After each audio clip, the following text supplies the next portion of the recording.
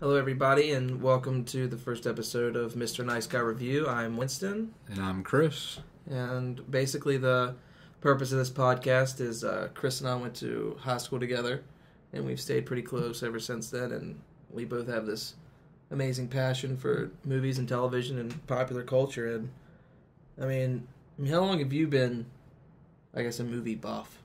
As far as I remember my first movie was Home Alone. That was the first movie I saw in theaters, and that was just incredible. And I wanted to go see the movies every chance I could get. The first movie I saw in theaters was the Tom and Jerry movie, and ever since then I knew, I knew that this was my calling. This was the freaking Tom and Jerry movie. And then, some of my earliest memories with movies or like home video and stuff is like the Pixar films. Right. Like, I think Toy Story. Original Toy Story. Was like the first movie that I saw, and I was like, that's probably the first movie I saw, and I realized that I loved movies, and I wanted to go all the time. It was just so new. We'd never seen anything like that before, and I was just like, wow. I definitely talked to my toys for like 15 years. My Stretch Armstrong I just had stopped. nothing to say to me. I just stopped talking to my dolls. I have so many dolls. But basically, we're gonna be coming to you either once a week or bi-weekly, as often as we can. And you can definitely follow Chris and I on Twitter. You can follow me at Mr. Nice Guy Review. And right now I'm at It's Me Bakes. But hopefully we're gonna be joining those two together pretty soon. Trying to figure out a way to do that. You can definitely check out our Facebook page if you get a chance, and definitely friend us. Absolutely, give us a like. Yeah, just give us a like and a shout out, and hopefully we'll be able to do a lot more than these. So, Chris, basically, it's summertime. Summertime is summer blockbusters. It's big movies. Oh yeah. And I hear you got a little rundown. Yeah. A little rundown of what's going on. I am well prepared. I put together a summer movie guide for 2013. I sort of broke it down into winners and losers of the summer so far. And if you want to, we can jump right into it. Yeah, man. I guess we can start off with the winners. Start off the summer, Iron Man 3 came out, the third installment of the Iron Man film. That's the first movie I saw this summer, and I don't know about you, but I liked it. I did. I love the special effects, and Robert Downey Jr. he brings his A game. Every time, like he is Iron Man. Like, he's Iron Man. To me, Christian Bale is Batman. Exactly. And it was they were meant for these roles, and they fill them out very well. And I've enjoyed the other two. The second one, not so much. Yeah. But I did enjoy the first one a lot, and the third one. I just pretend that The Avengers is the second Iron Man movie, and that Iron Man 2 was just a Mickey Rourke acid trip. That didn't really happen because it was okay, but I mean the first Iron Man was so good. But the third one's more like. The first one's still my favorite of the Iron Man movies, but the third one is directed by Shane Black, and he wrote the first Lethal Weapon, and you can definitely tell that it's more of like an action comedy than I think the other ones have been, and I like it. I thought it did a good job. I really did enjoy that film. I thought there was a little darkness to it, which made it a little more. I mean, it gave that extra emotion where it's like, what's going to happen to this guy? Could he actually die? And you actually do think, what's going to happen? But of course, it's a Marvel movie. Yeah, exactly. There's got to be another Avengers movie. Yeah, exactly. Like, no, they kill Robert Downey Jr. and that's the whole franchise is over. Yeah. There. So that's my first winner. I didn't see too much early on. I saw Pain and Gain, which was directed by Michael Bay. Of course, y'all know him from the little overzealous Transformers franchise. And of course the early classes like Armageddon and Bad Boys and all that. But I did like that. Mark Wahlberg has really stepped out of that whole Tool character that he always plays. Sort of, hard and stern, always using the same facial expressions and everything he plays. But this one is actually comical. Dwayne Johnson made the movie. It was hilarious. Was it funny? I mean, Yes. I think the last two movies that I really liked Wahlberg in were comedies. The other guys in Ted. So So I didn't know but I don't know. I'm not usually big on I'm not really big on Michael Bay. I mean, honestly, like Transformers is alright. I never really liked Armageddon, but I don't really like those type of movies anyway. Like, I don't really like a lot of James Cameron's films, but it's nothing against him. It's just everything can't have a happy ending. Yeah, we're realists, but yeah, I know, but I don't know. It's he definitely, I think, is the best at explosions. Yeah. He's like if you're gonna be good at one thing, it might as well be something really American, like explosions and blowing up. And wouldn't you know it, his next project is a Transformers reboot With Mark Wahlberg. So be ready. Be ready, Strap kids. yourselves in, kids. Because what the first 3 Transformer movies didn't have, Mark Wahlberg. So next up, I saw The Great Gatsby. I didn't catch that one. Did you read the book? Yeah, like 8 years ago. 8 years ago. I don't remember anything about the book. I actually did not read the book, and it made me wish that I had of. Leo's awesome. Tobey Maguire's not, He's horrible. He's not a squirmy little girl in this movie. I have a huge crush on Carey Mulligan. Well, you're going to say Toby. I have a huge crush on Nah. the actor formerly known as Spider-Man. Nah. Absolutely not. Carey Mulligan, baby. She's great. She's a good actress. Really good film, really good soundtrack. I mean, it's a good. It's had a classy feel to it, one that I could take my parents to and not, be worried that they might see a boob. Yeah. And they might drop the F-bomb 30 times like every other movie there is. But it was a good bit of relief to go to a movie and enjoy it like that. And see, like, I wish they would be more specific in the MPAA ratings. Like, they do, like, nudity. Yeah. But I think it should be, like, because, like I'm old enough, like, where I do go to movies with my, parents sometimes when we do go see R-rated movies. And it would be nice to know, like, is it boob? Like, is it, like, rear end? Like, is it full frontal? Because I need to know, because I need to prepare. Because I'm gonna probably be scarred. And there's nothing more uncomfortable than seeing, like for example, Knocked Up.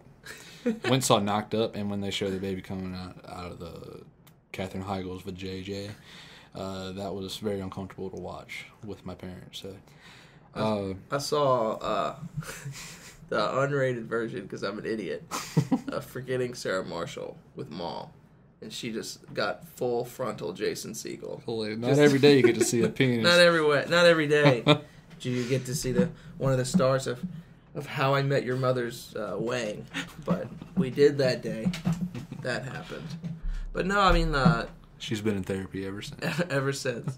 I mean, Gatsby, I didn't catch it mainly because I don't remember the book, but I remember I didn't really care for the book. And at the same time, I don't also, it's another movie where I'm not a big fan of the director because I didn't like I don't really like Baz Luhrmann. I don't really like Moulin Rouge or Romeo, like, and Juliet. Like, I'm just not a big fan. But I mean, this had Leonardo DiCaprio, who's one of my favorite actors, and I know he's one of yours. Definitely.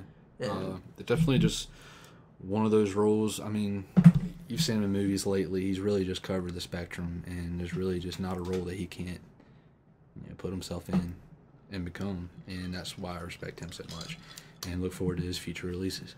I mean, he went full on handicapped for Gilbert Grape, man. Yeah. Like, I mean, like, he's run the gamut of everything from, like, What's Eating Gilbert Grape, which is, like, to, like, a crazy person in Shutter Island. I mean, like, I've always liked A Plantation Owner in Django, which is another great movie. Yeah, that was another really good movie. And he's just really... I mean, he's a good actor, and I think that he's really grown. Like I said, I don't like James Cameron, so I didn't like Titanic. Okay. I think that's just a huge, like, sappy love thing. That's not, like, I need a little bit more. I don't know. Like, it, to me, was just, like, it was really long, but it's, he made it on a huge epic scale. But, so that was my first, like, thing where I was old enough to know who DiCaprio was. Right. So I was like... I definitely knew who Kate Winslet was. Yeah, I was like, DiCaprio, man, this guy sucks. And then he made, like, Blood Diamond and everything since Titanic I've really, really liked. So that's, like, the one movie of his that I didn't like, but I can't say it's a bad movie because it's, like, one of the, highest grossing. Like, well, yeah, it's either top 3. I know it's, like, Avengers is up there, and then Avatar, and then Titanic. So you can't fault somebody for being super successful. So basically... what we're trying to say is if you have Leo in it, it's probably going to be gold. And I'd say Gatsby's a good silver. Very good. So, yeah, go catch it if you haven't already. If not, check out the Red Box. I think you'll enjoy it. Did you check out Star Trek Into Darkness? I still haven't seen it. I still haven't seen the first one. Really? Yeah. The reboot, the first reboot. I haven't seen it. I've seen a lot of the older ones with Shatner and Nimoy, and then the ones with Patrick Stewart and stuff like that. So I like those. Or Jean-Luc Picard. Yeah. Oh yeah, but I haven't really gotten a chance to catch the two new one of these. But I mean, like, I just can't believe they gave J.J. Abrams that and Star Wars. I'm trying to get over it. Yeah. Honestly, I love the Star Treks, and I think he did a great job with them. But I am skeptical about him taking on Star Wars as well too. Because I mean, how do you cross over that bridge? You have Trekkies and you have Star Wars fans that have been going at it for years. Yeah. And now you got this one guy who's trying to bring it all together. See, I like both. Like, I like Star Trek and I like Star Wars more, but I like Star Trek also. But to me, it's like, what I don't understand is I don't think that you have to say it's like they're probably, depending on who you ask, 1 and 2 on the top science fiction franchises. Absolutely. And I don't think that they should be in the hands of the same person. But I don't know who else. I don't know who else I would want doing it. Yeah, I'd say he's done such a good job on Star Trek that it's safe. Yeah, to give it to him. Like, it's not going to be as it's not going to be like episodes 1 through 3. Like, I think it'll be somewhere in between those and the originals. Hopefully, because I don't want to see anyone trying to better the original. Means I make your movie suck. Yeah, like, I feel you on that one. I'm not. I didn't hate those, but the original ones are so good that it's really hard. But we're definitely on the same page in that. If anyone's going to do it, Abrams will probably, I'm taking your word on it. You said he's proven he's done a really good job with Star Trek, so I'm going to trust him with Star Wars. I think he'll do it, and he'll do it well. The only question about it is how much will they hold back, because it is Disney. Yeah. And not to say that Star Wars was, a dark, thrill, something not suitable for kids, but if you want to reboot something like that, you have to give it a darkness to it, make it a little more realistic. Yeah, that's the new thing. It can't be cute anymore. It's got to be. In reboots now, it's all like, let's make this character darker. Let's it's what they did with, Batman, obviously, and we're gonna talk about Man of Steel in a minute. But I mean, like, they gave that more of a, like, it seems to me from the trailers they gave that more of a darker edge than previous ones. But so it's like you can't make a happy-go-lucky. Yeah, people don't want to see it anymore. Yeah. Which I would just like them to make it the best way possible. And sometimes I feel like a movie can go too much for the dark. But this isn't an example of a reboot. But like, we're getting ready to talk about Zack Snyder in a minute. Like, I saw Sucker Punch, and I just felt like that was just so. I don't know. Like, I don't want it to get too. I don't want something to be too dark that I really like, but I just hope that they do a good job with it, and I agree. I think Abrams will do a pretty solid job. Star Trek Into Darkness, still in theaters. Check it out if you haven't. What would you give it? Probably out of 5 stars. Out of 5 stars, 4 stars. It's solid. I usually go 10 value, and I gave it an 8. So yeah, for all you math whizzes out there. A half is the middle of 1. This is the end. Hilarious. Seth Rogen, James Franco, Jonah Hill, Jay Baruchel, who's extremely underrated. All the guys that you see in all the rest of their movies are in this, and it's basically an apocalypse story, and it's pretty much based on the Rapture. And I wasn't aware of this. I mean, they did a pretty good job at keeping what it was really going to be about under wraps, and really focus on the comedy. Yeah, they just tell you it's like an apocalypse thing, but don't want to spoil too much. But I mean, it's nothing to really spoil. They kind of let you know what's going on early on, but it's definitely. I was really surprised to see that it was the Rapture. I thought it was going to be aliens or something. I don't know. Like, that's what my thing or a bunch of earthquakes or something like that. So. I had thought maybe they'll piece a little bit of every kind of apocalypse there is, maybe zombies and all kinds of stuff, but it stays on the Rapture pretty hard, and some people may not like it. I laughed a lot, but some people are gonna feel convicted. So I laughed and then repented Yeah. as soon as I walked out of the movie theater. No, it doesn't. It doesn't really like. I was happy that I could watch it, and I walked out of there. I didn't feel like they had attacked Christianity. Yeah, they hadn't attacked it, and they hadn't impressed any kind of views on me or anything like that. I didn't go out there changing my point of view on Christianity or any other religion. I just, if speaking for all of you, that if you have a problem with people poking fun at Christianity, this isn't for you. But if you're in the mood to laugh at, if you're someone who's super sensitive to religion and where you can't you can't separate fiction from reality, then this is not a film for you. But I really enjoyed it. It made me laugh. Like, I think I was like, it's weird to say proud because I don't know those guys, but I was like really happy that they were able to do it in a way that, like, as a Christian, I didn't go and was like feeling super bad when I left the theater. They did a really good job of separating a message, like it wasn't a movie with a message. It was just a really good comedy with a really awesome premise. It does look like they had fun, and for sure, that always shows in their movies. You can tell which ones they look like they're having a blast in. And this was just one of those flicks, and I gave it 7.5. Probably the best comedy of the summer by far. Yeah, it's definitely the best comedy I've seen. I would put it a little bit. I'd put it a little bit higher than you, like more like 8.5, closer to a 9. Just because, but that's purely as like. I don't know what other comedies are coming out like, so I don't know what else I would give a better score than this film. So check that out, guys, and let's see what's up next. There was a Superman reboot. I don't know if y'all heard. Yeah, apparently that was the thing this summer. I didn't know. I didn't see any commercials for it, any trailers. No, I definitely didn't see any Burger King ads with Superman flying around. Yeah. And eating Whoppers. So Man of Steel, directed by Zack Snyder. Who we both like. I know we're both big fans of pretty much. Big fan of Snyder and Nolan, who influenced this movie, produced it, helped write, and Jonathan Nolan as well. You saw Sucker Punch, right? I did. To me, that would be Snyder. In my opinion, that's Snyder's worst film. But at the same time, it's like, I think overall Snyder's put together a really good body of work. Yeah. And Sucker Punch, you can see where he was going with it. But to me, that would be his worst film. Where does Man of Steel fall in the 300, Watchmen, Sucker Punch area? Like where would you put it? Like how would you rank his films? I would stick Man of Steel probably with Watchmen and say 300 is my favorite movie. So you got it tied for second? I got it tied for second.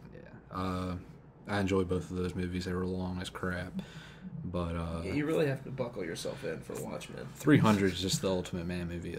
I mean, they're making a sequel to that, but Snyder's not directing it, so I don't know how that's going to go over. But I mean, I like him. I think he's a good director. And then probably my favorite, and I'll always forget that he directed this. Like my favorite film is that he's done is Dawn of the Dead, the remake of Dawn of the Dead. So he's already proven to me that he can do a really good job of handling a reboot of a series. So I really enjoyed Dawn of the Dead.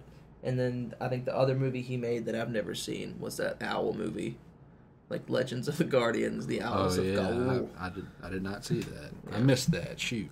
I love how like you can go from Dawn of the Dead, 300, and Watchmen, and like and in between Sucker Punch and and that you can just put a movie about CGI owls. So and still make lots and lots and lots of money. Got some cojones on him on that one. Yeah. I don't think I would have the guts to go out and be like, you know what, guys, we've made a bunch of really dark movies with anti-heroes, and I really think that I want to make something for the kids. I've really got this owl fetish. Yeah, I'm really into owls right now. I'm going through a big owl phase. And it's going to be called The Guardians of Gaul. Who? Yeah, exactly. Who? Man of Steel, really good. The guy that plays Superman helped me out. Henry Cavill. Okay, Henry Cavill. He played in The Immortals, which is also like 300 to me, but not nearly as good. But he sort of, in The Immortals, he showed that he, has the brawn. Yeah, it's kind of like, I don't even know that if this was really an issue, but to me it was weird because I think he's the first non-American to play Superman. Really? And Superman's like, I think he's not, like, I don't think he's American. I think he's British. But, like, I don't know, like, when I think America, if you were to pick one superhero from Marvel, it's Captain America. Right. And if you're going to pick one from DC, it's got to be Superman. It's got to be Superman. As much as I hate to say it. Yeah, you know what I mean? Like, I don't really, it's got to be, Superman. He's, like, infallible. He can't be defeated or whatever. So, to me, it's just interesting that it took, like, 60 years for them to have a non-American play it. But how was he in it? I thought he did fairly well. It's an origin story, and like we've talked about, it's a little darker than a lot of movies out there. It's solely due to Zack Snyder and Christopher Nolan being involved with the film, but he did well. Amy Adams did really well. Russell Crowe, I thought, was going to be out of place, but did a good job. But did a really good job. See, Henry Cavill, he's no Dean Cain. Let's just put it out there. So see, he is no Dean Cain. That's a fact. Those of you who don't know who Dean Cain is, at 4 a.m., please turn your TV to WGN. And you will see the adventures of Lois and Clark Kent. By the greatest, either that or he's going to be hosting Ripley's Believe It or Not on something. Oh, man. Michael Shannon plays the villain. He's awesome. And he's really, really become one of the better actors out there to me, especially in movies as of late. Overall, pretty good flick. I'd put it up there as one of the top 3 flicks of the summer. What did you give it out of 10? Out of 10, probably I'd go with an 8 again. I can't.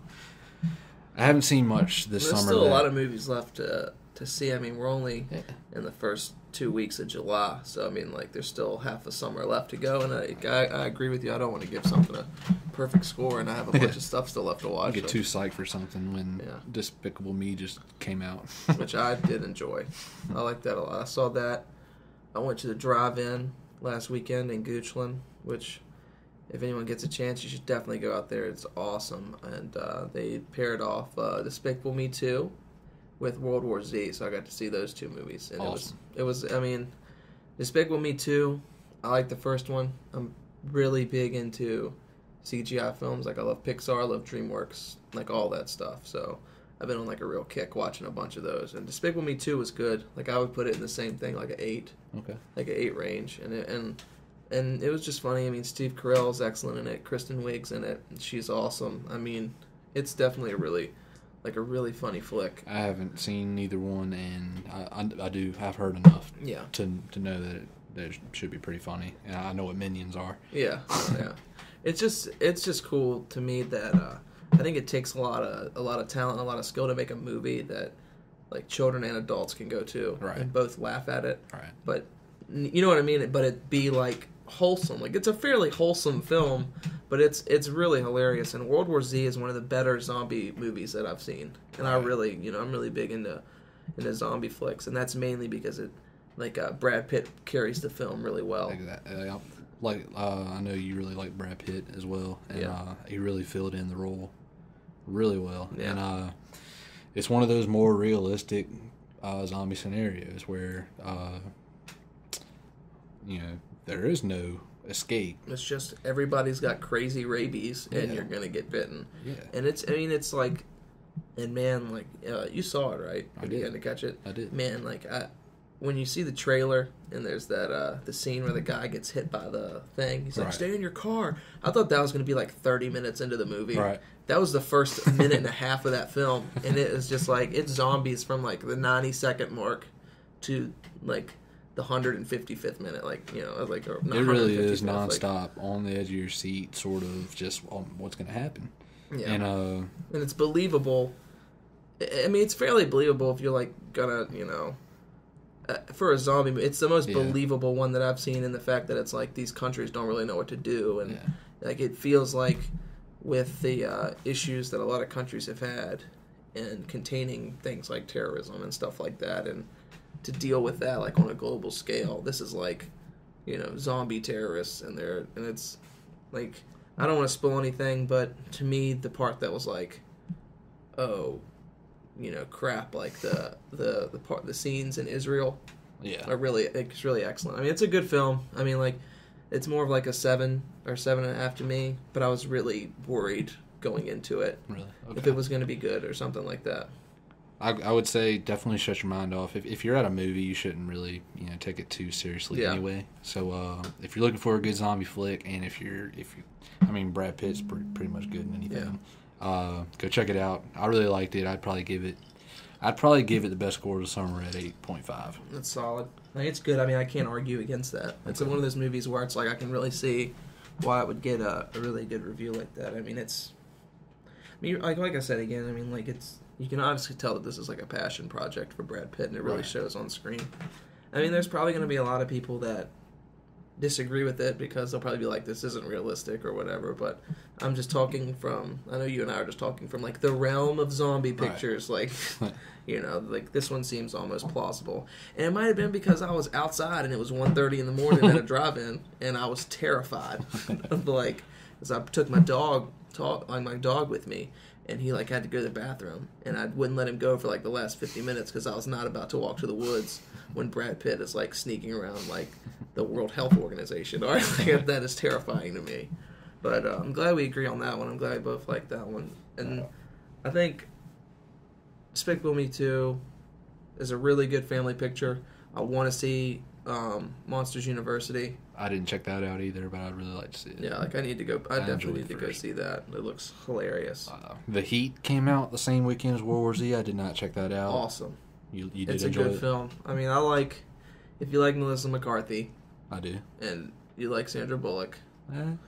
See, it's really funny. It's like the first buddy cop film with 2 women in it in like 20-something years. Like, there's no real buddy like cop stuff for them, but it's another one of those pictures like Bridesmaids, where I could go watch it, and even though the main cast is female. Yeah, the demographic, I mean, they're trying to get women in there. Exactly. Give them something to watch. But it's hilarious. Yeah. I mean, it's really funny. I mean, Melissa McCarthy, to me, is one of the best comedic actresses right now. Exactly. She's really hot right now. Like, she's like on point. Like, I don't want to draw too grandiose of like a comparison, but it's like she kind of reminds me a little bit of like a female Chris Farley. Okay. In the fact that you know what I mean, her physical slapstick stuff is hilarious. Yeah. So she's excellent in it. Not to poke fun, but she's heavier set, so you don't really expect her to come out and just make you roll on the floor laughing. Just like Farley, it's like she's heavier, but like Farley used to do cartwheels and stuff. And in this movie, like Melissa McCarthy's moving and everything. Yeah, she's not scared at all. There's not a shy bone in her body. No, she's like, there's no way she's listening to this, but Melissa McCarthy, you're excellent. Yes, we are. We're big fans. Yes. Yeah, we're huge fans. But I mean, did you like Identity Thief or Bridesmaids or stuff like that? I had a good time in Identity Thief. I wouldn't say it was a good movie, but this is a better movie than Identity Thief. Okay. But it's the same. The humor is very similar in that McCarthy really is carrying it, but Bullock does a really good job of offsetting it. Do not take your kids, because they say the F word like 190 times. Like, it's hilarious, but it's a lot of swears. She says a lot of no words in this movie. I have heard that, and if there is such a thing, to curse well is a true talent. She curses very eloquently in this film. She's all over the place, and she did an excellent job. And Sandra Bullock, who I think is kind of a polarizing figure, whether you really like her movies or you don't, she does a really good job as the uptight, like, kind of annoying character. Like, she really pulls off, like, you could totally see that she would be the uptight, play it by the book cop or whatever. So it's a good film. Probably would give it 8.5. Okay. You need to see it. Like, that's of the ones that you haven't seen that I have seen. Definitely, I would say go check that one out. It's really, really good. Okay. So that about wraps it up for the winners, though. I think I'm going to go to my on the fence category first. It's basically I didn't really put it in the losers or winners category. First movie was The Internship, which is the Vince Vaughn, Owen Wilson movie. Sort of the unsighted sequel to Wedding Crashers, some people would say. It's about the same director. But if you're expecting it, if you're expecting it to be as raw as Wedding Crashers was, it's definitely not. It's PG-13, and it's. I think my parents would like it. It draws. The demographic is really widened. It wants older people in there, younger people in there, and with them using Google. Yeah. As it's like that's kind of a big deal that they got Google to go along with this, and they didn't make up.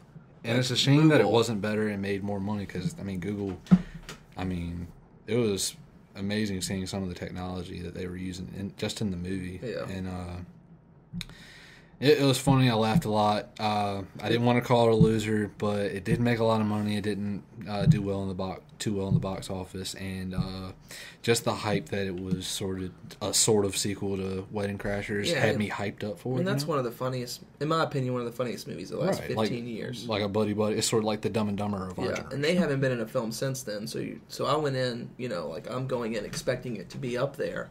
But from the trailers and stuff, and from what I've heard from you and other people, is it seems like a movie that you'd go to. You're probably not going to be overly impressed with it, but I definitely can see myself chuckling through the whole movie. It just looks like, okay, this might be kind of funny, but I completely I haven't seen it yet, but I definitely could see where someone would put it in an on the fence type of rating system. It's definitely worth checking out. I stuck a 6.5 or 7 on it. I'm not sure which, but definitely in that range. Check it out, Redbox. I wouldn't say go spend $10 on it, but definitely check it out. Another movie I was on the fence about was After Earth, the latest M. Night Shyamalan box office disaster. He's really lost it as far as Signs was... I liked Signs. Signs and... Sixth Sense is good. Sixth Sense just blew me away. And then there's one more, Unbreakable. And that's probably my favorite M. Night Shyamalan film. But then he makes, The Happening, or, was he Lady in the Water? Lady in the Water. Yeah, Lady in the Water. And then, The Village. The Village, which is, What? Yeah, oh, no, what's going on? Spoiler alert, the movie's terrible. I figured it'd be a step up from a lot of things he had recently done. Will Smith and Jaden Smith star in this movie together, and I thought that in itself would make a lot of money. Really? Because I can't remember the last time Will Smith made a movie that didn't make money. Right. He's a name that I would tie to. Whether you like the Men in Black films, whether you liked, I can't even think of Independence Day or anything like that. Yeah. Will Smith makes money. He brings people into the box office. Half the reason why Fresh Prince was on the TV so long. Yeah, exactly. And it's people like Will Smith, and I like Will Smith, and I was I do too. I expected it to be good, and it was good to me.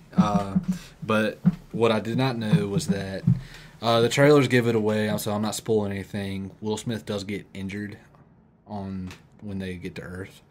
And they're trying to get off of Earth, so he has to send Jaden Smith, his son, out to send a distress signal shoot a distress signal out in space to send a rescue vehicle or vessel, I should say. And it turned out to be just a flick to really focus on Jaden and his development into an actor, which hasn't.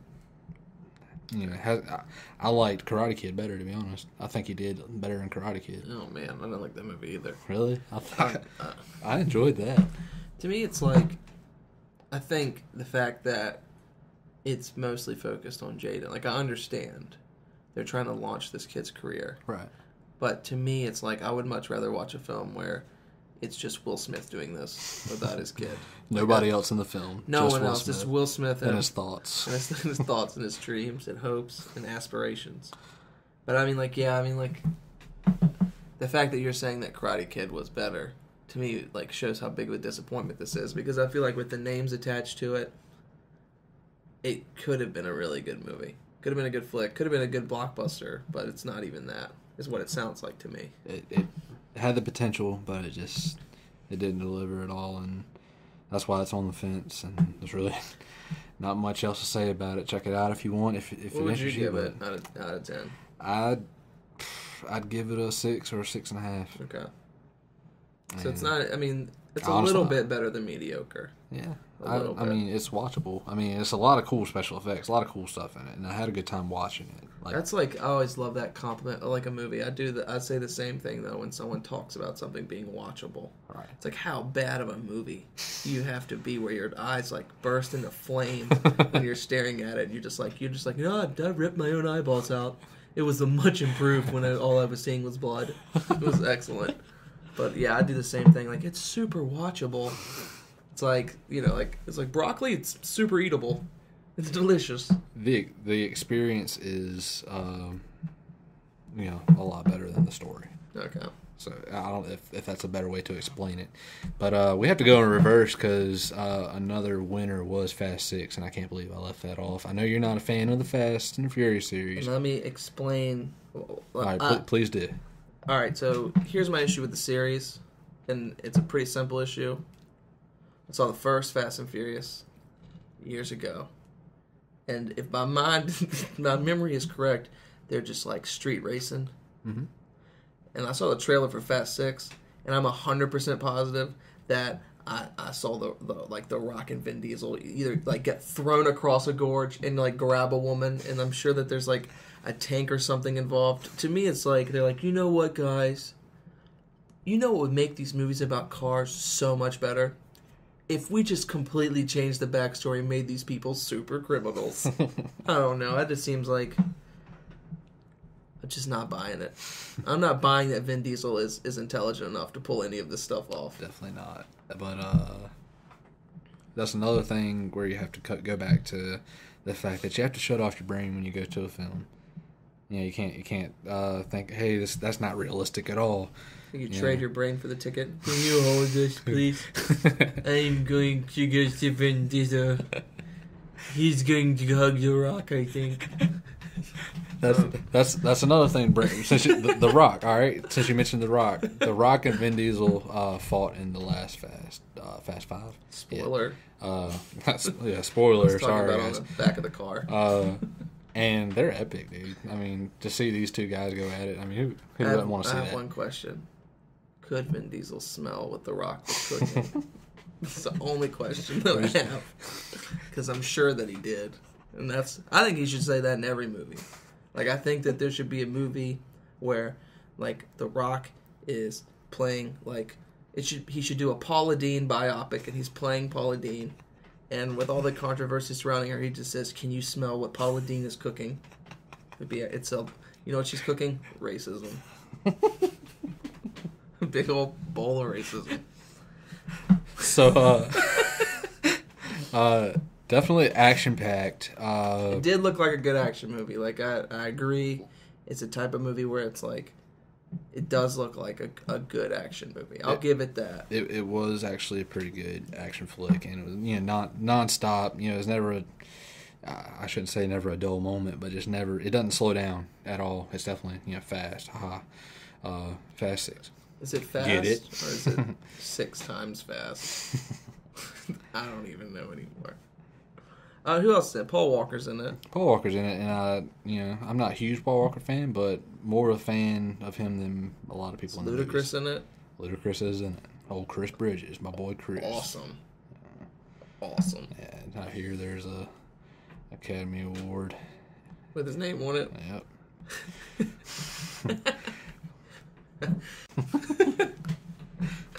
Any of you saw that coming, you're liars. Yeah, you're liars. I consider that a winner. It did great in the box office. I thought it did well. I'll probably watch it when it comes out on video. I think it's a good rental. Okay. To me, it looks like a good rental. I can't even. I'm being so hard on it, and I didn't even watch it. Like, I need to stop because like this is like I'm doing the one thing that I hate the most, which is people just taking a massive dump on a movie, and they've never seen it. So I'll hold off judgment for you, Vin Diesel. Only for you, Triple X. I had it sitting on a 7.5 out of 10, which okay. Where is it in the pantheon of Fast and Furious films? Because I like Tokyo Drift. I'm putting that one out there. Big Tokyo Drift fan. And like what? All right, it's what is the first one? The Fast and the Furious. The Fast and the Furious. Too Fast. Too Furious. Tokyo Drift. I don't count that. It is. You have to count it. You have to. It's about the cars. Fast and Furious. That's another issue that I have with the series. Is, guys, we've made Too Fast, Too Furious. We're probably going to make Fast 5 and probably Fast 6. We should really just drop the from the first film. And just mess with everyone. You're gonna see Fast and the Furious? No, I'm seeing The Fast and the Furious. Oh, I have that on Blu-ray. Yeah, I'm sorry. No, you don't. You really don't. You got Vin Diesel's commentary? It's excellent. Fast 6, I'd say check it out. Winston will probably say wait for Redbox like he will. What's the order though? Because I completely order. I really screwed you over right there. The Fast and Furious first one is my favorite. I'd go Fast 5, Fast 6, back to Fast and Furious, Too Fast, and then Tokyo Drift if you want to count it, but I don't. We're complete backwards in the fact that I've seen maybe one film. I've seen the first three. I've seen the first three, and Tokyo Drift was on TBS at 5 in the morning, so there's a really good chance that that with commercials it's better. You get a little break. It's like, God, this is excellent. That's what they all need. What else was on the fence? On the fence, I did not see The Purge. I saw The Purge, and I've heard mixed reviews. What do you think? It is. If I had to sum up The Purge in one word, it's meh. Meh. I don't know. It's good. Premise is awesome. The idea of the fact that there will be no laws. Yeah. Like, it's pretty great. Yeah, I mean that's as scary as zombies. You never know what could happen. Yeah, because you have to be like basically the premise of the film is Ethan Hawke and his family. They're wealthy. They sell defense systems because that's like the thing is like every year for 24 hours there's no crime. Cool premise. I like Ethan Hawke, especially in this type of like B movie kind of feel where it's a little bit more grindhousey and not so like I don't know. I just really like that. But basically the premise of the movie is, you've seen the trailers, like, there's this guy running in the street, his son waves him into the house, and these people are come looking for that guy. There's a couple twists and turns in it. It's not bad. It's short. It's like 88 minutes, 90 minutes. Like, so I imagine it's pretty fast-paced. It's a pretty fast-paced movie. Like, you would think that, but not, like, the guy doesn't get into the house until, like, the 25, 30-minute mark. Okay. So it's, like, the last 50 minutes are, like, boom, boom, especially, like, the last 10. Okay. It's really, really fast. And that part I liked. I mean, like, it's an interesting premise. I think Ethan Hawke did a good job. I like Ethan Hawke. It's kind of like a C, like, it's, like, right in the middle. Like, I could watch it again. I don't know if I would recommend someone to spend money on it. I did, like, one of those early Tuesday, like, matinee shows. Right. So I didn't pay a lot to see it. It wasn't bad, but it wasn't great either. Like, I couldn't put it on the losers list because I enjoyed it too much for that. And I couldn't put it on the winners list because it was, like, my least favorite of all the movies that I had seen that were on that list. So it's a mad movie. But, I mean, like, if you like that type of stuff, which I do, definitely either go see it or wait for it to come out. I mean, like I said multiple times, Ethan Hawke is excellent. I think he's a really good actor. I liked him in what was that vampire movie he was in? Daybreakers. You know, I like him in stuff like that. Of course, Training Day was awesome. Excellent. Now it had my attention. The Purge, that is. Man, the trailer does make you seem like this is going to be the best hour and a half of my life. So you have to tell me in the first 30 minutes, do you get to see a bunch of wild stuff going on? No, it's weird. It's like the first 30 minutes is them getting ready for the Purge to happen. Okay, so they're pretty much barring up the windows. Yeah, you see some clips and stuff of it, and then like there's like a period of time where stuff's kind of happening, but like not really. Okay. And then like the last 10-15 minutes is, I mean, there's a lot of crap going on. The ending is pretty good. Like I said, like across the board, it's a C. Beginning, middle, and C. It was filmed really nicely. It looked good. It looked dark. It looked gritty. So it's C plus. Not horrible, not great. Pretty good. Definitely check it out. What was in our suck list? Our suck list. Hangover 3. I didn't see it. And it makes me really sad that you said that the movie sucked. Sorry. Leslie Chow stole, quite a few laughs from me. And Zach Galifianakis did too, but he was just really stale. And, I just wasn't happy with the outcome. It's just, the third film is supposed to all come together, tie together. Especially with the second one not being... I didn't think the second one was terrible, but it's like the exact same movie as the first one with different jokes, which isn't bad. I laughed during the second one. And I had the same problem with Hangover 3 before I saw it as I did with Hangover 2, was that it's going to miss that awe factor, where it's like, nothing that happens can shock you, except for, spoiler alert, Ed Helms... gets up. Pretty shocking. Yeah. Don't spoil it. Pretty gross prostitute. Nice. Excellent. Yeah. So that was like, that had me like, but nothing else in the second or third had that awe factor where it's like, I can't believe they just did that. Is that another one? Is that one where you'd rank it in order? 1, 2, and then 3? I'd probably go 1, 3, 2. Okay, so 2 is worse than... I'd say 2. Than 3. Yeah, I would say that. Well, I just want to watch it because it's like... I don't know. I really like Zach Galifianakis, so I'm going to hold off judgment a little bit, but there were some parts in the trailer that looked really funny. Like, I remember laughing for the first time I saw the trailer, but I just, from what you're saying, I'm going to be going in with really low expectations. That's probably the best idea. That way you leave the theater with... at least a little bit surprised or like, okay. Right. Yeah. What else did you see that you didn't like? That actually covers what I saw, but I have another loser, which is White House Down. I did not see it, but seeing as how it failed at the box office, it's just crazy. I didn't see the other movie, Olympus Has Fallen. Olympus Has Fallen is practically the better version. Is it a good movie though? Yeah, you liked it. Olympus Has Fallen. I'd probably if it didn't come out in March, I would have put it in my summer list and said that it was definitely up there as one. See, I want to see that and White House Down.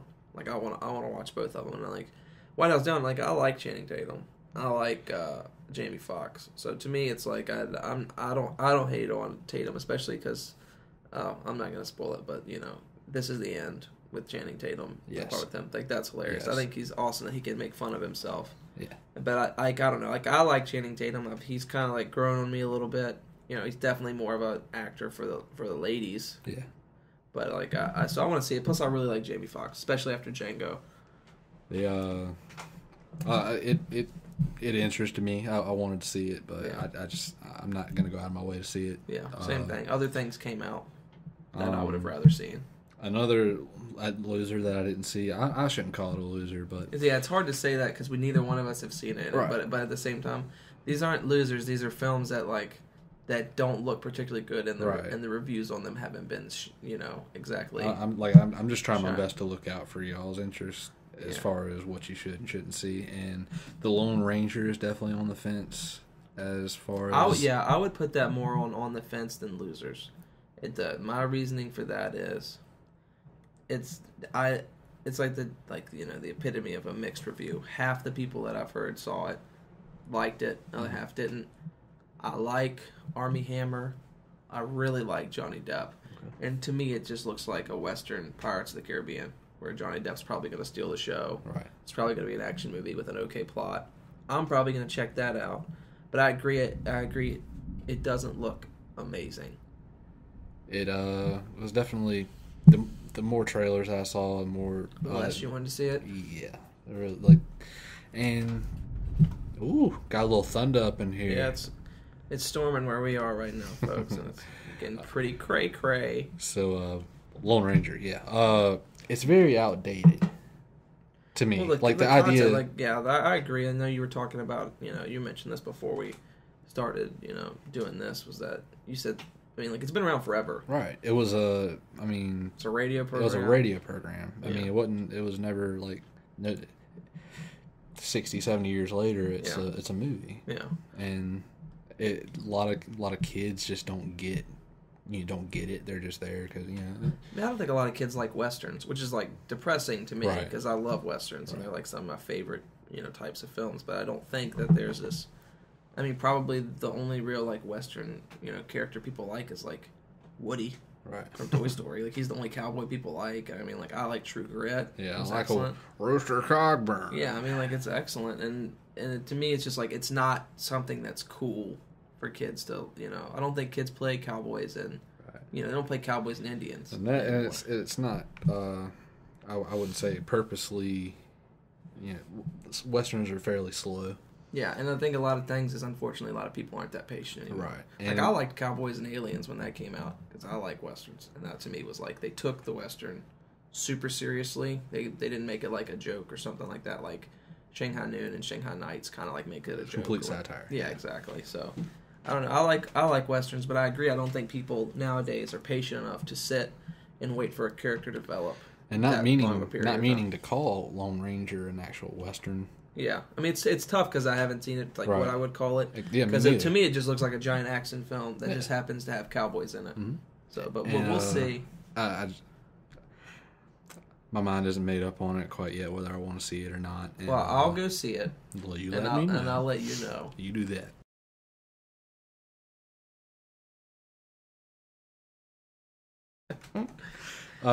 That's about all the movies that have come out. But there's more. There's definitely more.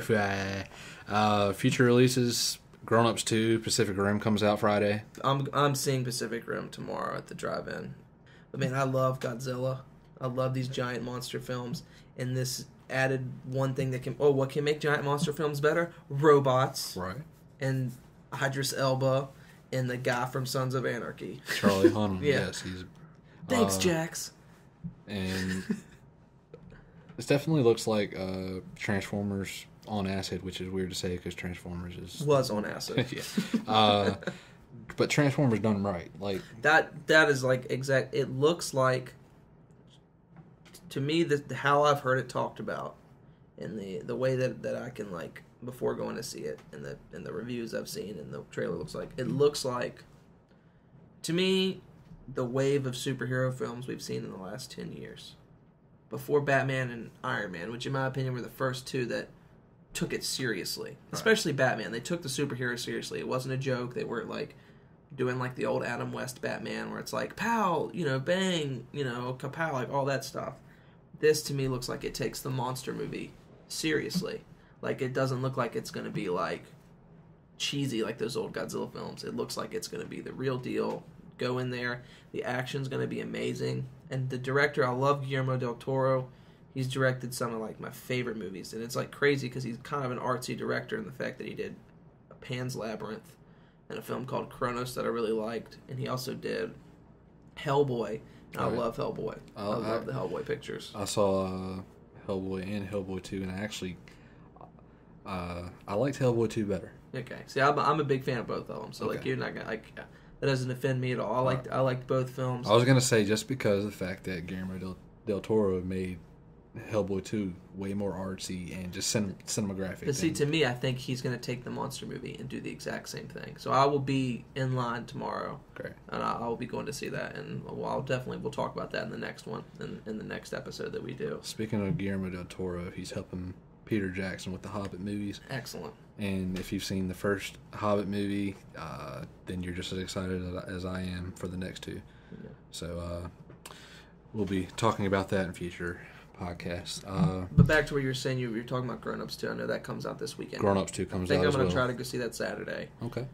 Here's some of my issues I have with the first Grown Ups. Like, I have a bunch of younger cousins. It's a good movie to watch with them because I still like Adam Sandler. Even though he's made some films lately that I think are poor choices, like Jack and Jill. Yeah, I think it's a poor life decision that Adam Sandler made. But he makes money with everything he does, and I think this is going to be funny. I don't understand why Rob Schneider's not in it. Yeah, I'm okay that he's not in it. He was like my least favorite character in the last one, but I'm glad they added Nick Swartzen, who I think is absolutely hilarious. Yeah. What's the guy? Andy Samberg. Yeah, Andy Samberg. I think I saw Sandler on Jimmy Fallon last night, and he said there was like 19 to 20 people that were SNL alums in that movie. Yeah. So it's kind of like a giant reunion thing, and I think that'll be awesome to see. And to me, it's like, even though I don't think Sandler's as funny as he used to be, just because I grew up with Gilmore and Madison, and those are like two of my favorite films, and Big Daddy and Waterboy. Did you see that, Small Boy? Yeah, that's kind of like a throwback to that. That was very throwback to me. It was very like a throwback. retro. So I don't see to me. So I don't know how good that movie actually is. All I know is that to me, it really reminded me of like Billy Madison, all the Sandler. raunchy. Yeah, Sandler. exactly. And I like that. So to me, I don't know if it was really good. Like if it'll stand the test of time, like the other two did. Right. But to me, it's more like, oh man, like it's like I was nostalgic about it. It was like, it was refreshing. I miss this. Definitely. But I'm pretty excited to see this movie, just because I do like the films that he makes. And the one thing I do like about Sandler is like we were talking about This Is the End earlier. I like when groups of friends make films because I feel like when you're having fun doing something, You can relax. It shows up on screen. Yeah. And to me, it's like you can go see this movie, another summer film where it's like you can just go relax. To me, comedy is so hard to say whether something sucks or not, because to me, comedy's like the most subjective thing. If it makes you laugh, it did its job, but it's just so hard to call it a good flick. Yeah, exactly. It's the same thing with you can see a Christopher Nolan film, and he's a legitimate filmmaker. Not that Sandler's not. It's just when we're talking about Nolan will be remembered for his films 30 years from now, where Sandler will be just remembered for being a comedian and being funny. But with Nolan, you can critique the camera work, the lighting, like all these things that go into making a film. From top to bottom, pre-production to... And those are things that you can actually critique. Like there's, you know what I mean? Like not that there's a right way and wrong way to do it, but you can critique there is an art to it. Whether it works or not. And comedy, to me, you can't do. Right. So it's hard for me to give reviews on it. I'm excited to see Grown Ups too. Like, what do you think about it? I'm excited. I really like the first one. First one was a hit. My parents liked it. I liked it. A lot of the younger kids running around screaming, "Let's get chocolatey wasted." Yeah. So that's why we get chocolate wasted. So I'm thinking, yeah, it's gonna do well in the box office, and I think it's gonna be a good. I'm getting older. I'm not like we're getting older, and it's hard to say like older when it's like we're in our 20s, but at the same time it's like I'm not 15. Like I don't want to just see whatever the raunchiest worst movie is, and like it's cool to me to be able to go see a movie that I can go see, my 6-year-old cousin can go see, my 10-year-old cousin can go see, and my parents can go see, and we can all walk out having had a good time. Yeah. And to me that's that is a achievement in itself. And I think that I respect Adam Sandler and them for knowing that demographic is coming back to see Grown Ups too. That their target audience isn't people out there that want. I think it's his first sequel. Penis and fart jokes. I think it is his first sequel he's ever made. Really? Because I can't, off the top of my head, I can't think of another I honestly movie can't think of anything either, to be honest. Now that I'm. So that's kind of a big deal to me. You're gonna have me thinking about that. Yeah, exactly. Like, but if I'm wrong, tweet about it. See if I retweet. I won't. But tweet about it. Grown Ups 2, I'll check it out. Maybe see you guys there. Some other future releases. Turbo, the new animated film. That's right up my alley. So Ryan Reynolds is playing a snail. Yeah. What's up? He was made to play a snail. He was made. I don't know. He doesn't have a face for acting. I don't know if you guys know this. Yeah, I don't know if you've ever seen Ryan Reynolds. He's not that much of a looker. He doesn't have a very good body. So that's why he sticks to these animated films. Yeah. No, from what I've seen, it does look cute. Looks good. Definitely something like I think I would enjoy more if I were younger. Of course. But it does look good. I'm gonna go see that, and also, I guess I'll go see Planes. That has like Dane Cook's in that, and it's like from above the world of cars is what it says, even though it's not made by Pixar. But I guess because it's not made by Pixar. It's a Disney. It's just Disney. It's not even like Pixar. So yeah, it looks like it would be one though, because it's just like you would think. Yeah, like Disney's just making movies like from the world below Monsters Inc. It's the sewer. So like I'll go see both of those movies, just because like I told you, like I'm a sucker for that stuff. Just because it's like getting a little bit off topic. I kind of like used some of my like graduation money, and I bought a couple Pixar films on Blu-ray. Okay. And those films. Tell me you got Finding Nemo. Oh. Did I? Yeah. It's like those films are made for Blu-ray. Yeah. Up looks amazing, like Ratatouille, and to me the best looking CGI film ever is WALL-E. I don't know if you've ever seen WALL-E. I haven't seen WALL-E. That's my favorite Pixar film. Other than I don't count Toy Story, because I grew up with that. I can't do that. But that and A Bug's Life look really good on Blu-ray, and this looks excellent. So to me, I'm really into just seeing how good this is going to look and how beautiful this is going to be on the screen. So I'm excited to see Turbo, which I think will be funny. And Planes, I'm a little less excited for, just because I don't know. I didn't really like Cars 2 as much, so this is like a spin-off of a sequel. So we'll just see how that works out. What else is coming out? There's a horror flick coming out called The Conjuring. I haven't seen much on it. I've seen one trailer, maybe scary. 4 times, and it does actually look frightening. It looks really scary. There's so many ghosts. It might be the first haunted house type movie that I'll go see Be the in a first long film time. where I urinate when I see it. The last movie Creepy. The Conjuring that I saw was the Amityville Horror. Yeah. And which I love that. Yeah. I love those kind of horror flicks. But it's really hard to get on that level of horror. It's hard to be films like this. I think have a difficult time being scary without being gory. Right. And I think that like The Exorcist isn't super gory. That's a really scary flick. Right. And in this, I'll be interested to see if it's actually really scary. I'm not much for going to see horror films in the movie theater. In the theater, no, because people in the theater scare me more than. Yeah, it's I'm gonna go ahead and rent The Conjuring when that comes out, and I'll probably watch it with the lights on at 10 o'clock in the morning, and then go to church or something afterwards. The Wolverine comes out. I will be there. You will. I will be there. I don't care how bad X-Men Origins Wolverine was. Hugh Jackman, shirtless. I'll be there. Sorry, bro. Only way it could be better is if he breaks off into a song, and it's the Les Mis of Wolverine. I totally watch that. I'm fairly excited to see it. I'm sort of shutting my mind off. It looks good though. I don't know. I've stayed away from learning anything about it, like what it's going to be about, what is expected to happen. So I want to go in there. No expectations to go in there and enjoy the flick because Hugh Jackman is the man. Yeah, I'm a bit of a Marvel geek in that I'm I always like seeing it no matter what, even if I'm disappointed. I don't really care. It'll just be really cool to see another Wolverine picture. The X-Men Origins Wolverine is the worst X-Men movie, of the ones that have been made, in my opinion. I like the other ones a lot more. I can see that. I would put the Last Stand and that are right there. The only thing that tips it on Last Stand over that is because it has the Juggernaut in it. While it's in my mind, favorite scene from any of the X-Men's. I think that it's one of two, and it's either X2, when the end of the film, when Jean Grey gets washed away. At the end of the film, because she's saves them, or in X-Men First Class. I really love the whole final confrontation. Okay. In First Class, I just love it. I love that there's these people are getting ready to shoot nukes at the mutants. They're fighting. Magneto's getting ready to be Magneto. So it's I really really really like those.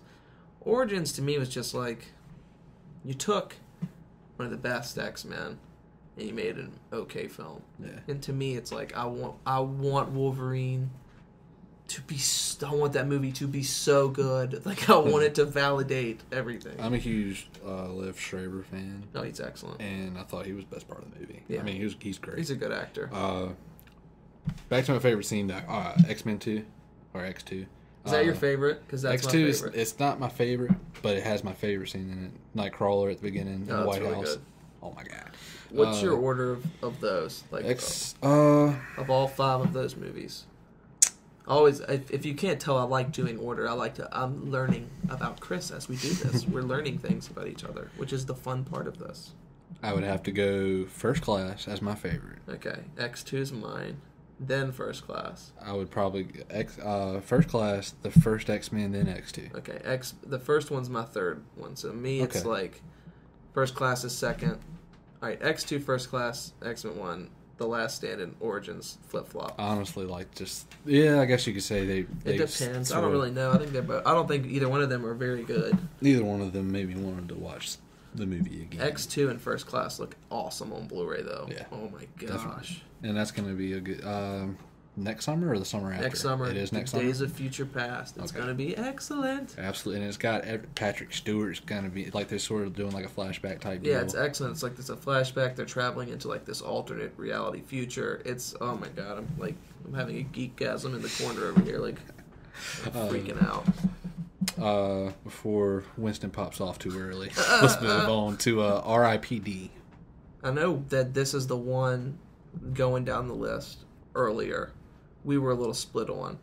And I want to know, first off, Chris, what do you think about it? Like, do you want to see it or do you not want to see it? I honestly am not going to waste the money to see it in theaters. I want to see it. So I'm gonna let Chris first explain like why he doesn't, purely based on the trailer. Honestly, because he's judgmental and he's mean. I'm hard to please.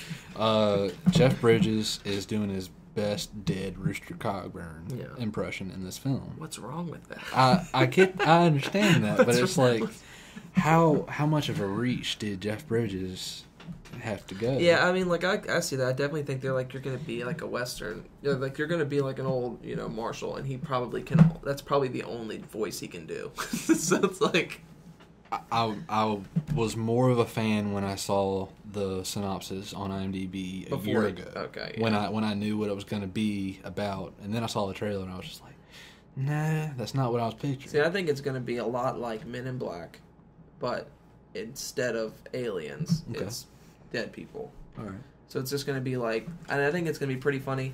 I have a soft spot for Ryan Reynolds. Like, I like him and pretty much, most everything that he does. I just think he seems like he would be so much fun to hang out with. It's like being in the theater. I feel like one day he'll like me and we'll be friends. You spend enough money seeing If I spend a movie, I'll just show up and it's like, I saw Green Lantern 12 times. Please be my friend. Like, I don't know. I want to see it. I'm not, like, super into it, but it's like, I'll either see it or rent it. I'm not going to completely ignore it. I'm one of those people that...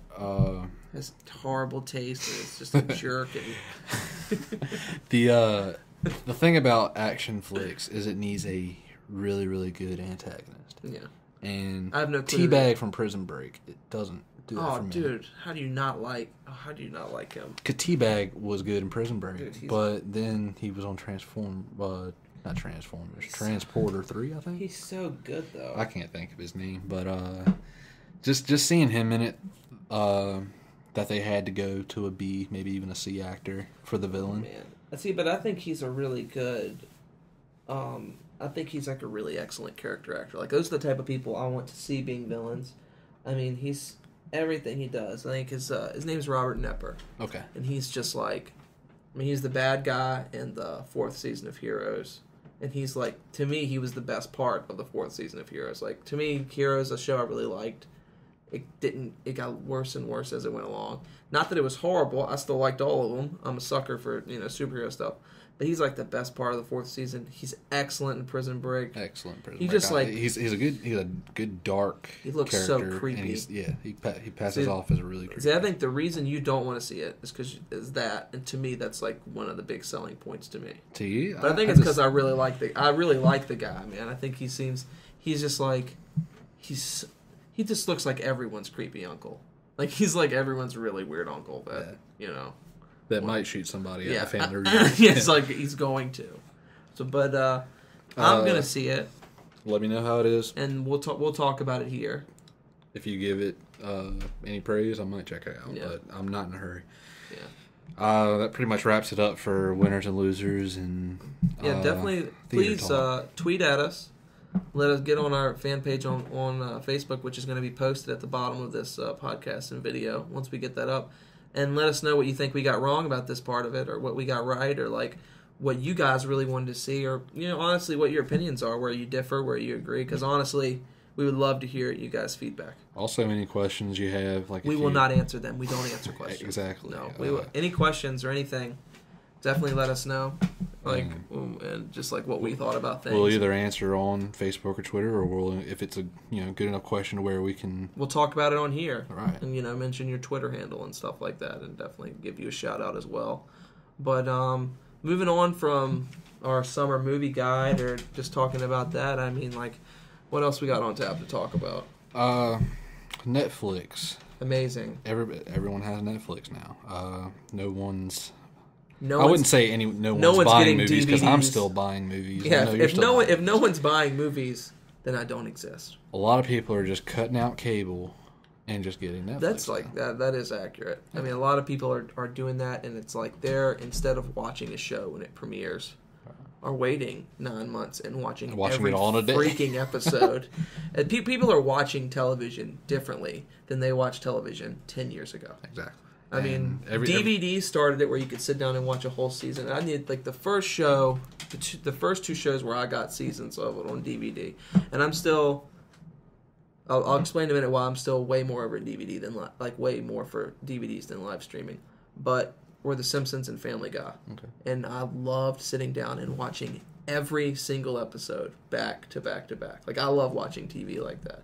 Like, I don't know, especially for a show like Heroes or another show like that where it's like you can watch them all and there's never a chance you're going to be like, because I know watching it with like my mom or something like that, or watching it with Jess, like my girlfriend Jess, like we'll watch something and like another show I really like, The Venture Brothers, I'll watch every episode back to back to back. She'll take a break in between it and she'll be like, what happened here, or what's going on? I was like, why didn't you watch them all? Yeah. Why did you not watch them all? The good thing about Venture Brothers is it's so short. You can go back so 5 funny. minutes. Oh my gosh, so hilarious. So that is one I rarely give credit, but I'll give a shout out to like my girlfriend Jess. She definitely, I thought she was going to hate that show, but I made her watch it anyway, and she watched every episode. It's a good. In like 2.5 weeks. It's excellent. It's so good. Venture Brothers is on Netflix, by the way. Yeah. If you guys want to check it out, definitely. So check it out. If you guys have no idea what we're talking about, check it out. And the new season is airing right now on Adult Swim Sunday nights at midnight. But back to what we were saying.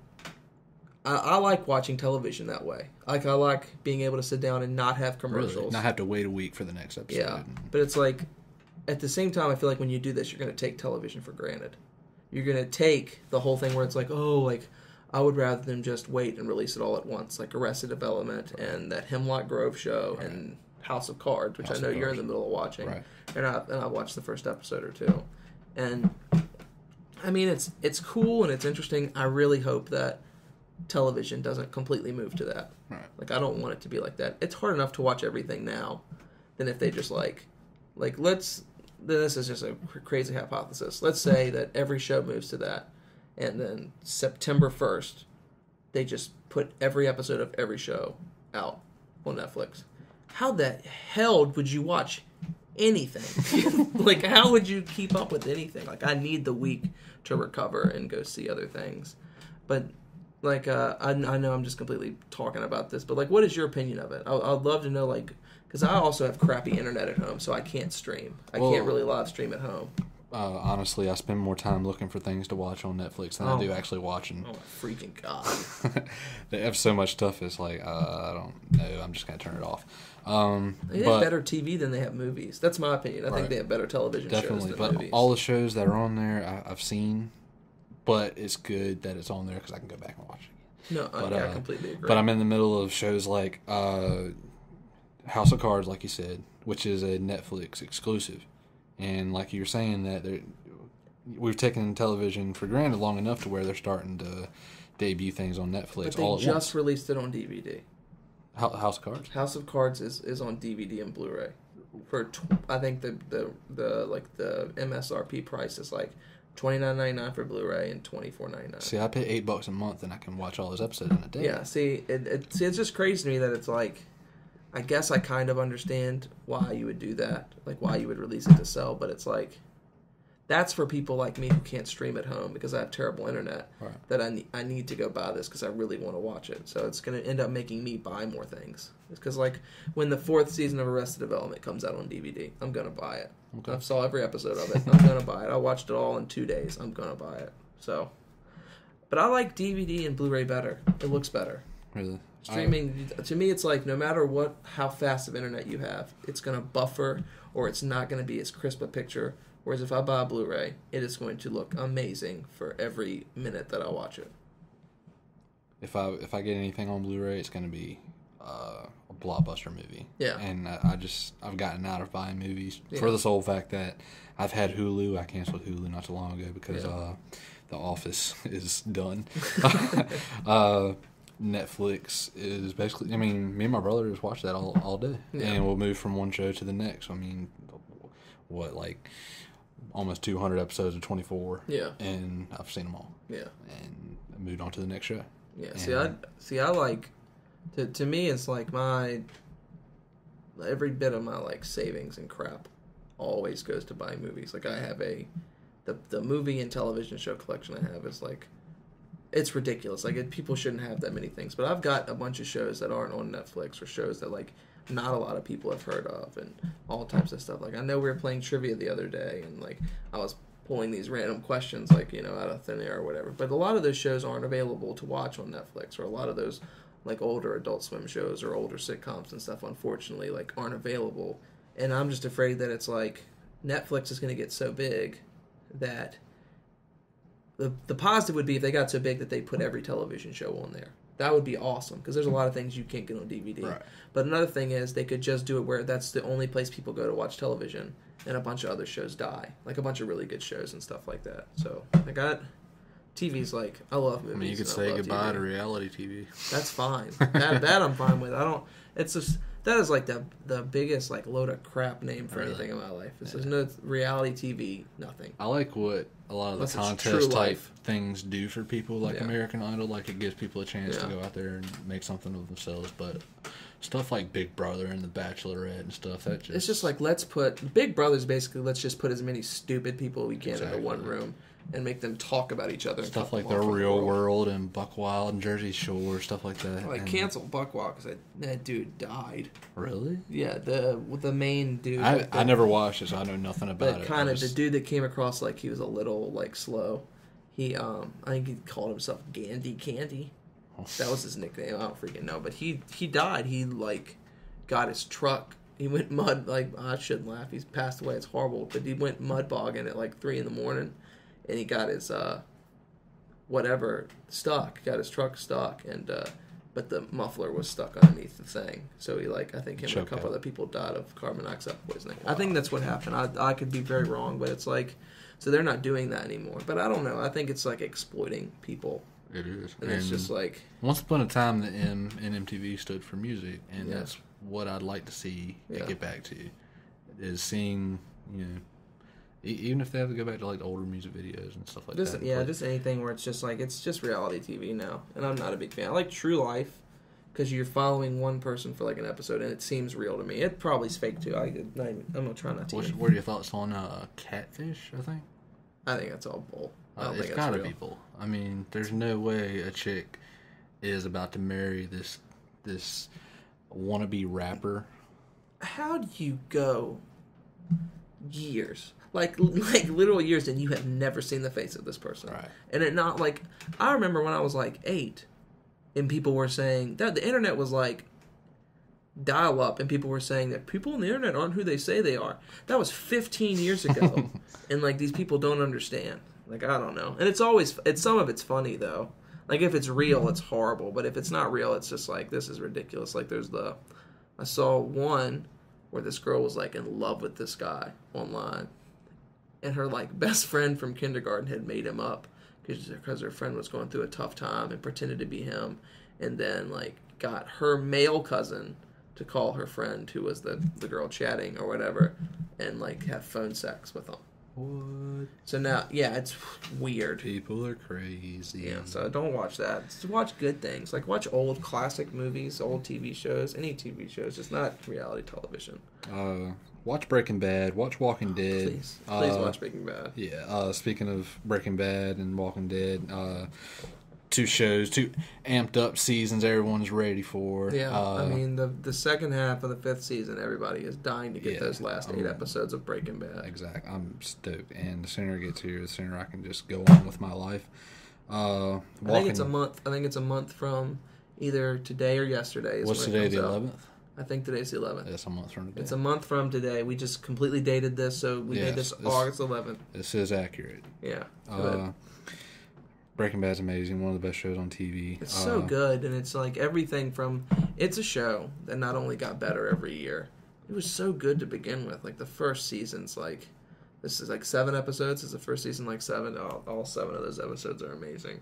I haven't gotten into Walking Dead. I watched the first season. I heard the second season was super slow.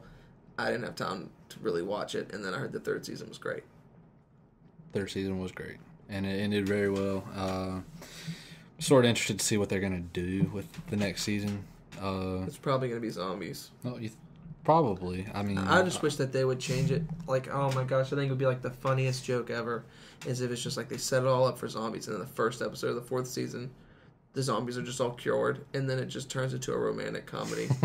And I think it would just be absolutely wonderful between the governor and the main guy. It'd be awesome. Rick and the governor. A gay relationship with each other. They go to Applebee's 2 for $20 every Thursday. Groundbreaking. Big fan of Walking Dead and Breaking Bad. Sons of Anarchy. I don't know if you've seen Sons of Anarchy. I went through a period where I watched the first episode of like 45 shows. And on Netflix? Yeah, on Netflix and DVD. I was like, I'm going to watch the first episode of Game of Thrones. And I still need to get caught up with that. Because that show's awesome. Yeah. But like Sons of Anarchy, I watched the first episode. I think I watched the first 2 or 3 of that.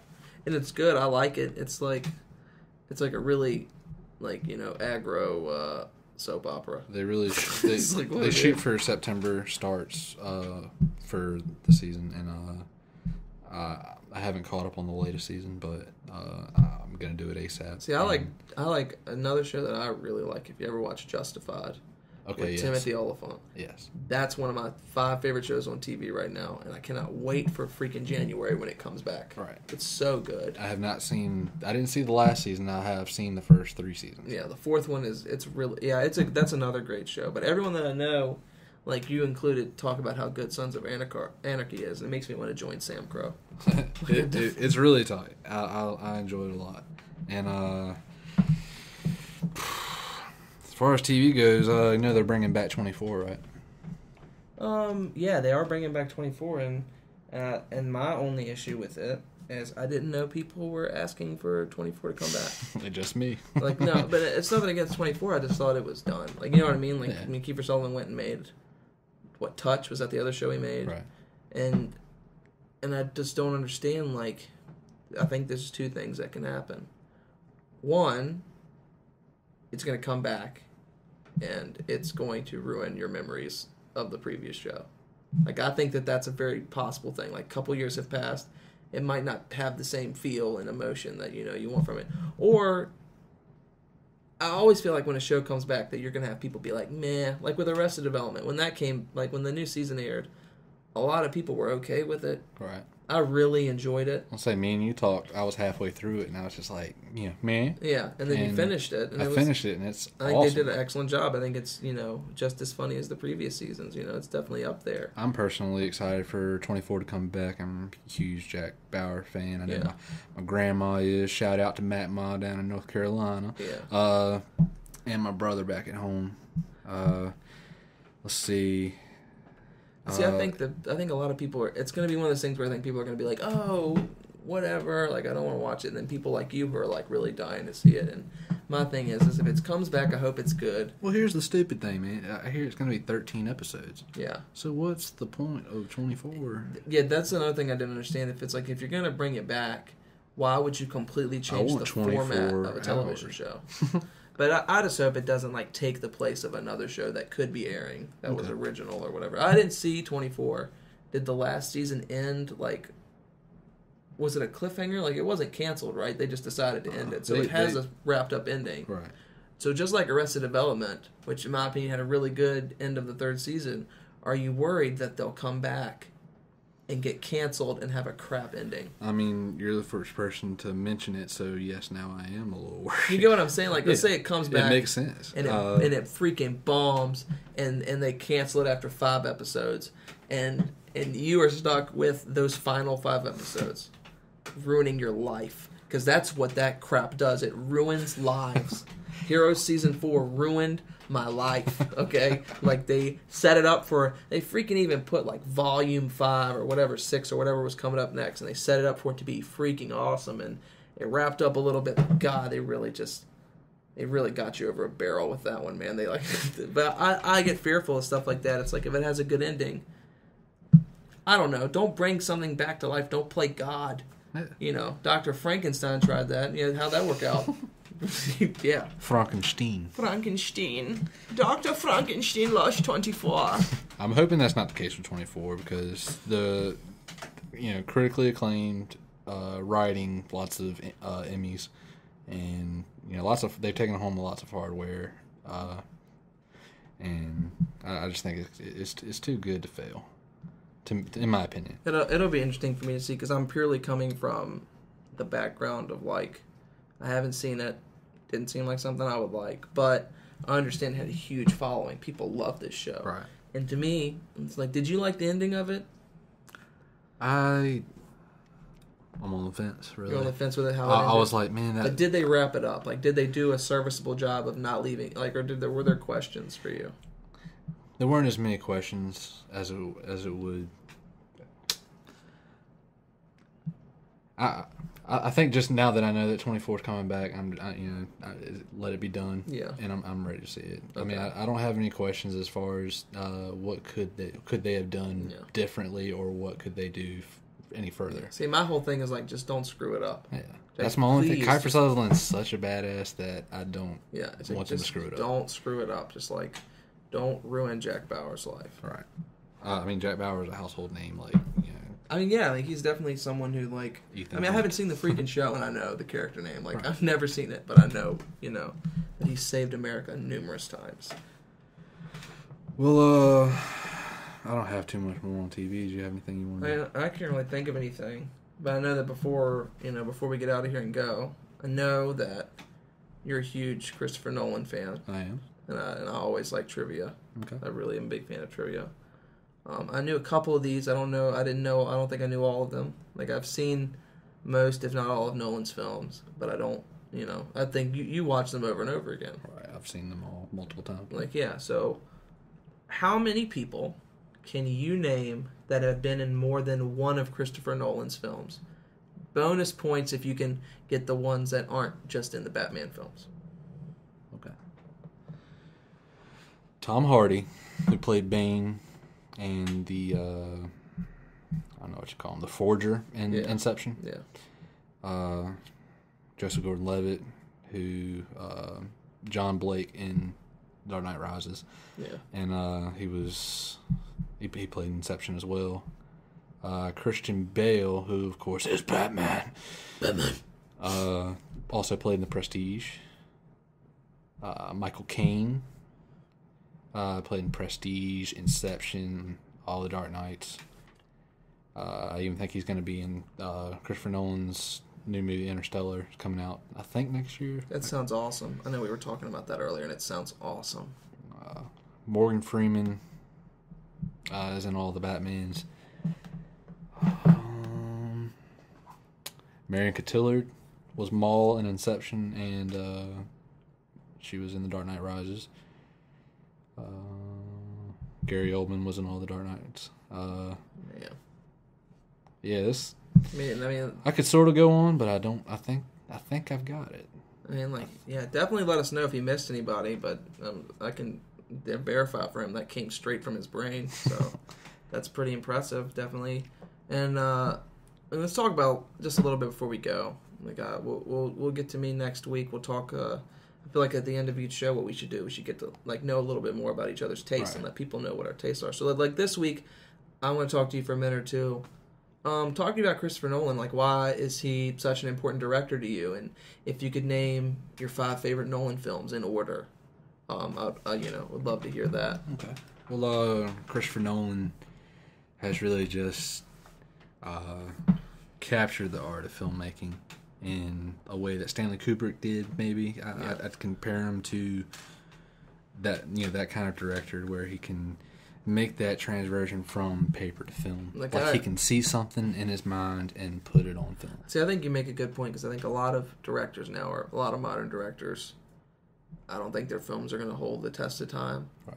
But I think Nolan is one of our modern great directors, like Spielberg. To me, is people that 50 years from now, people are going to be looking back and they're going to be studying him in classes. But like, what else? What are some things about his films in particular that really speak to you?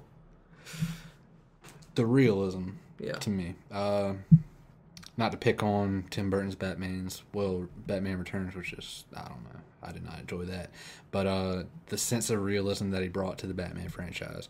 He put Batman in a world where he doesn't fly around on a zip line and stuff like that. He he is human. He doesn't get hurt. He has feelings. He's so far more in depth than the original Batmans that Adam West, Michael Keaton, any of them could portray. Yeah.